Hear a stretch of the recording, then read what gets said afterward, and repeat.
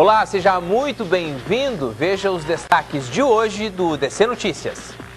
Vândalos picham igreja em Foz. Rapaz levava contrabando de 10 mil relógios. Terminal urbano de Foz será privatizado. Um pedacinho do mundo desembarca aqui em Foz. O DC Notícias está no ar.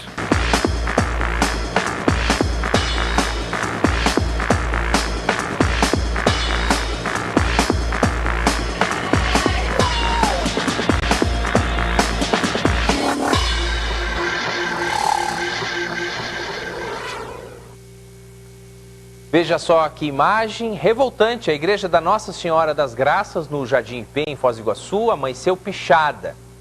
Vá para o inferno, onde acha que estamos. Esta foi a frase deixada ali pelos pichadores no prédio da igreja. O padre Maurício Camati ficou triste, muito triste ao ver esta cena. Ele acredita que a frase tenha sido pichada por jovens e pede que essas coisas não voltem a acontecer novamente. A igreja ainda está em fase final de construção e conta com o apoio dos fiéis para a conclusão da obra. E a Polícia Rodoviária Federal encontrou um carro lotado com relógios. Foi ali no posto de fiscalização de Santa Terezinha de Itaipu, no veículo Polo Sedã. Aí estão as imagens, foram encontrados 10 mil relógios contrabandeados. O motorista, um jovem de 28 anos, é de Santa Catarina. A carga e o automóvel foram encaminhados à Receita Federal de Foz do Iguaçu. E agora, para quem vai sair de férias, é bom verificar como vão ficar os pagamentos e também o abastecimento de água aqui na sua casa, em Foz do Iguaçu, e também na sua casa de veraneio. A Sanepar recomenda verificar se não tem débito pendente, se não está suspenso o fornecimento de água e também lavar a caixa d'água, né? Que fica uma temporada sozinho, né? O cara só volta no próximo verão, então é recomendável que lave a cada 6 meses, é bom verificar tudo isso. Caso a pessoa ter débito com a Sanepar, aí a água estiver cortada, o que ela precisa fazer?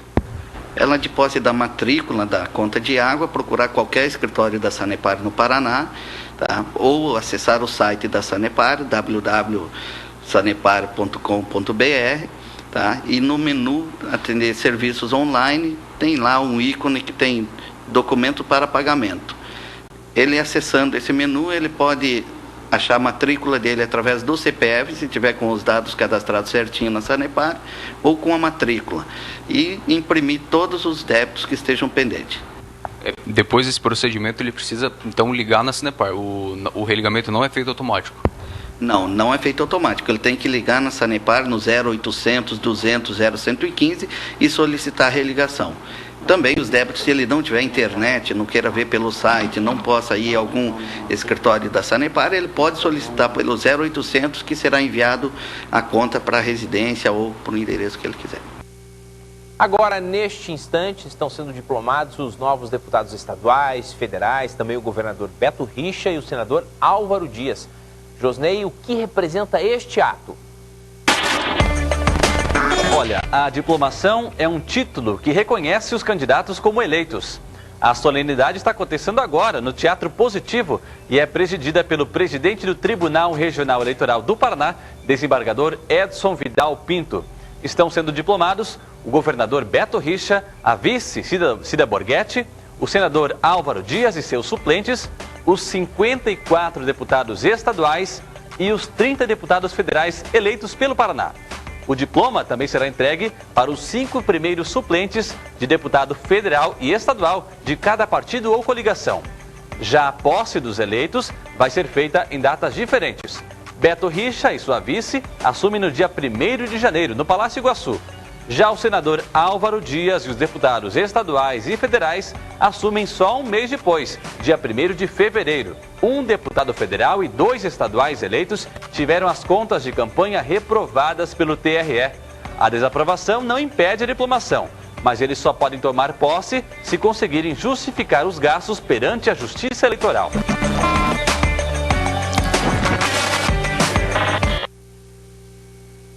Em instantes, dólar atinge o maior valor dos últimos 9 anos. E aqui vamos conversar com um economista para sabermos quais as consequências, boas ou ruins, para a economia brasileira. Veja ainda, terminal urbano vai passar para as mãos de uma empresa.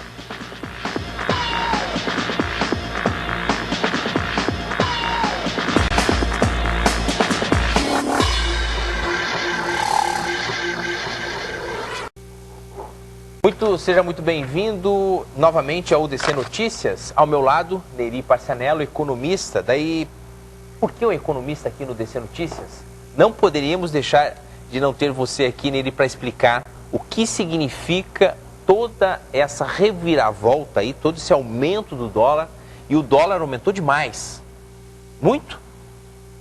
Eu penso que a reação dele é de acordo com o mercado, né? Porque a moeda estrangeira ou nacional, ela é balizada pela lei de oferta e procura. Se tem bastante oferta, o preço cai, e se diminuir a oferta, o preço vai aumentar.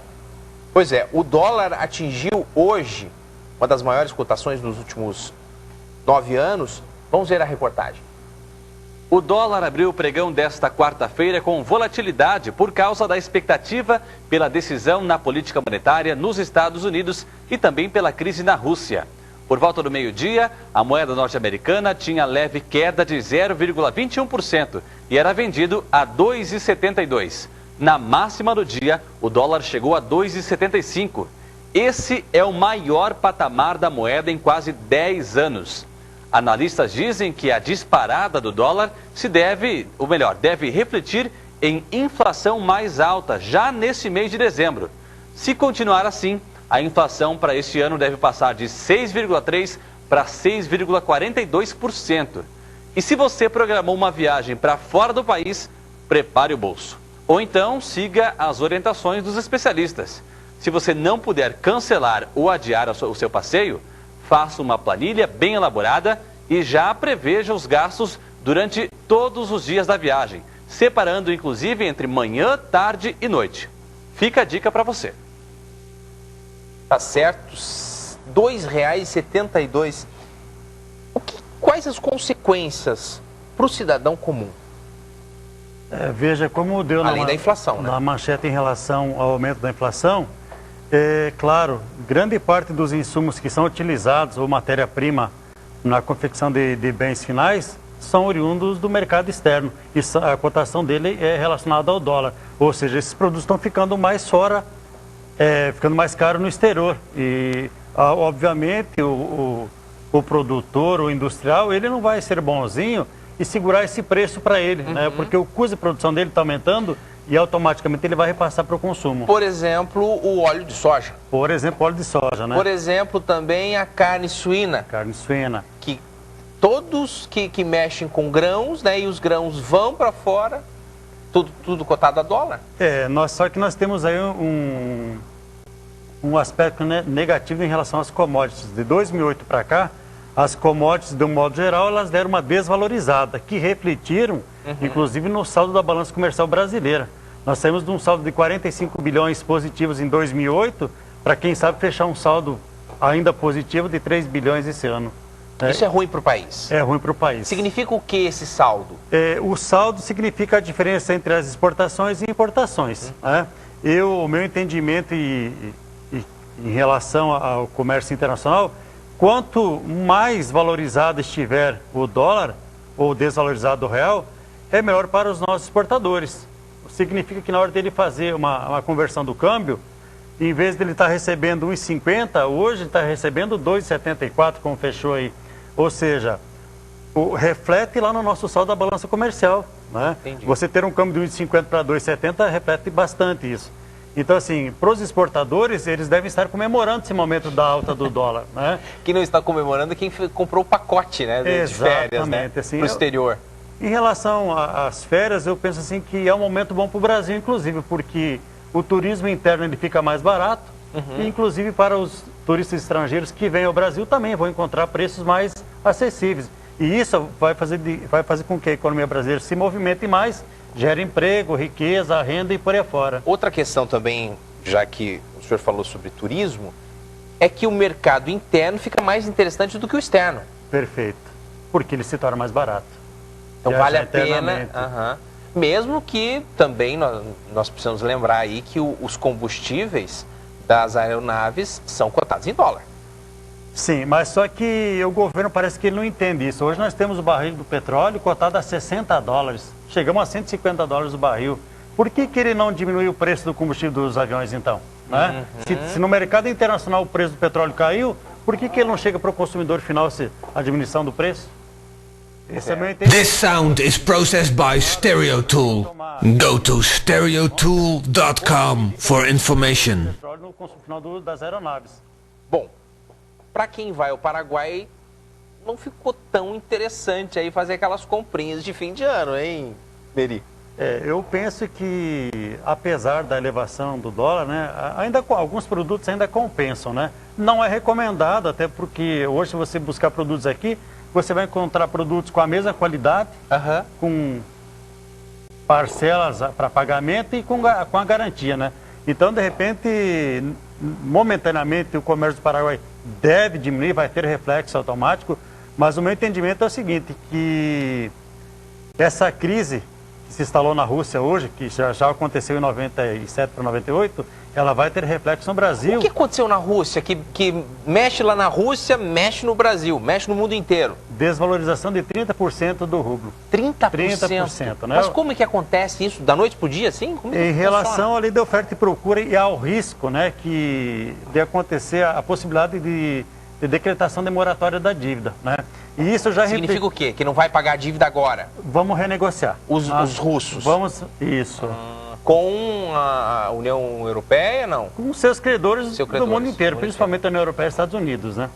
Então, essa desvalorização deles e os investidores, eles têm aversão a risco, né? O exemplo do Brasil da aversão a risco, lá na eleição de 2002 para 2003 para presidente da República, nós tivemos um câmbio aí de R$4 por dólar, né? Houve uma fuga de capitais. E isso já está acontecendo, inclusive, porque a diminuição da oferta de dólares no mercado vai refletir no aumento de preço. Os investidores que são mais moderados, no primeiro momento, o que eles vão fazer? Eles vão se retrair do mercado de dólar, do real, por exemplo, né? Ou títulos brasileiros, e buscar um porto mais seguro que é o dólar. Ou seja, a nossa moeda se desvaloriza e o dólar se valoriza. Tá. Por exemplo, se o Brasil fica mais interessante para os investidores, fica? Mais ou menos. Não fica. Não fica. Não, o interessante para os investidores é a mudança da política macroeconômica, né? Nós temos problemas estruturais que precisam ser resolvidos. Mas agora o dólar, ele é vantajoso, então, para quem exporta? Para quem exporta, sim, porque quando ele faz a conversão, ele vai estar recebendo mais reais. Correto. Né? Se você tiver, por exemplo, exportando aí uma saca de café a $300, numa cotação de 1,50, são R$450.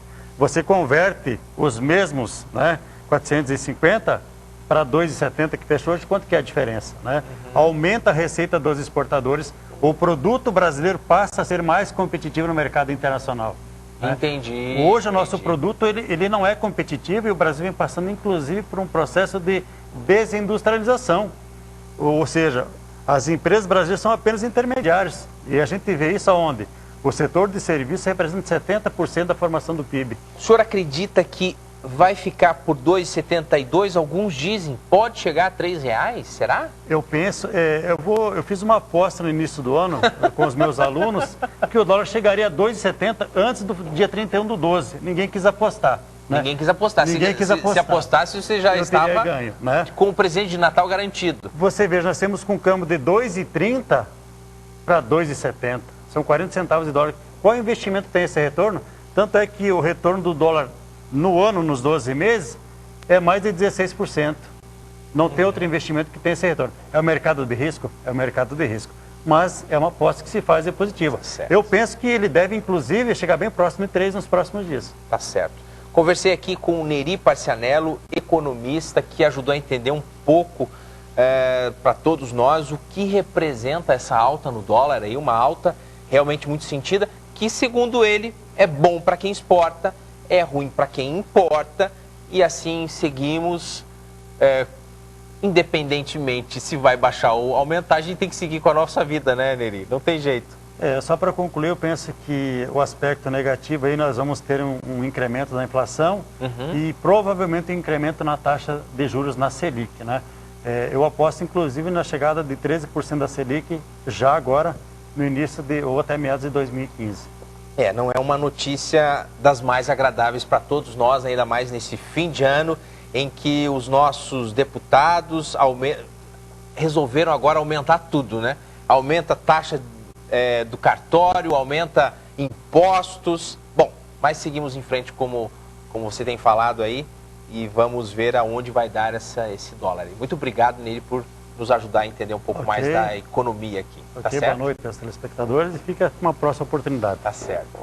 Bom, e que chuva maravilhosa hoje, hein? Ajudou a refrescar bastante o dia e vai ficar assim até o fim de semana.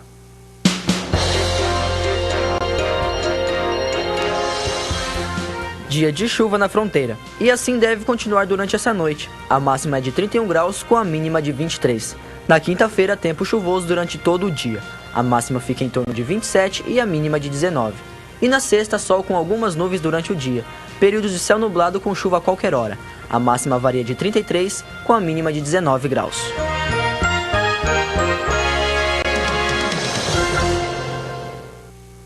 E veja a seguir, Fostrans vai terceirizar o terminal urbano de Foz. E algumas maravilhas do mundo estão pertinho da gente.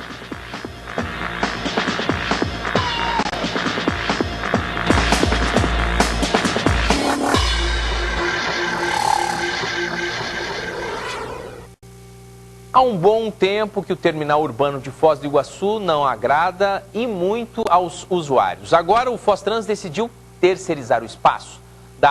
Milhares de pessoas frequentam o terminal de transporte urbano de Foz do Iguaçu, que está para ser terceirizado. O projeto foi encaminhado para a Câmara de Vereadores e está passando por avaliação. O TTU é o local ali onde o Fostrans e o consórcio trabalham para atender o usuário do transporte coletivo. Tá? O que nós precisamos é dar conforto, segurança e higiene. E isso não está sendo à altura. Primeiro que o Fostrans não tem funcionários para administrar na plenitude. Nós não temos corpo de funcionários. O município também. E é um serviço que é tranquilamente exercível executível também pela iniciativa privada, que seria de manutenção, operação do conjunto e manter aquilo em condições de uso, explorando comercialmente. Hoje ali existem vários comércios que estão lá e atualmente não aportam nenhum recurso para o Fostrans. E dessa forma nós teremos condições de, aproveitando desses recursos, além de ter dinheiro em caixa para podermos aplicar na manutenção do transporte coletivo, em reforma de pontos, construção de, por exemplo, pontos de ônibus, além disso, manter o terminal em condições. A maioria das reclamações feitas pelos iguaçuenses são sobre segurança, iluminação e acessibilidade para os turistas. Se privatizar aqui o terminal de Foz do Iguaçu seria muito bom, porque a gente vê muito vandalismo aqui e a falta de ajuda pública é muito. É isso que a gente tem. E quais são as dificuldades que a senhora enfrenta? A dificuldade que a gente enfrenta agora no momento é que de noite não tem iluminação normal, porque essa cidade recebe muita gente de fora, né? O turismo vem aqui e eu acho que está muito mal cuidado mesmo. Precisa melhorar. Agora vamos falar de um marco na história mundial. Depois de meio século, Estados Unidos e Cuba começaram a retomar as relações diplomáticas. Cuba libertou o prisioneiro americano Alan Gross e Havana também soltou um informante de Washington detido há mais de 20 anos. Em troca, os Estados Unidos soltaram 3 cubanos que estavam condenados por espionagem. E assim começou um processo que pode ser o primeiro passo para normalizar as relações diplomáticas entre os dois países. Barack Obama e o presidente de Cuba, Raul Castro, apertaram as mãos em Joanesburgo, na África, durante uma cerimônia em memória a Nelson Mandela. Castro confirmou o restabelecimento das relações diplomáticas com os Estados Unidos e disse: exorto o governo dos Estados Unidos a remover os obstáculos que impedem os vínculos entre nossos povos. Já Obama anunciou a reabertura das embaixadas e prometeu mais facilidade para os americanos viajarem para Cuba. Os dois países não se relacionavam desde 1962. Segundo fontes do governo americano ouvidas pela agência Reuters, o Vaticano e o Papa Francisco teriam tido papel importante nas negociações e ajudado a estreitar as conversas entre os dois países.